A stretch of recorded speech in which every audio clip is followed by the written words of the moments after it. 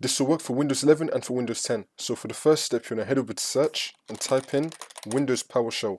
You want to right click on it, and then click on Run as Administrator, and then click on Yes, and now this will come up.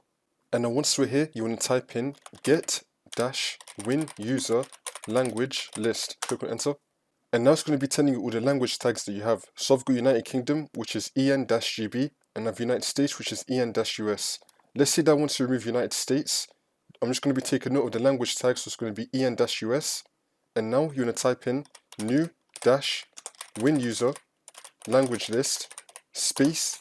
Now I'm going to type in EN-US, which is the language tag of the one that I want to remove, and then click on Enter. And now for the last command, you want to type in Set-WinUserLanguageList space, and then do the same thing. So for me, it's going to be EN-US. Click on Enter again.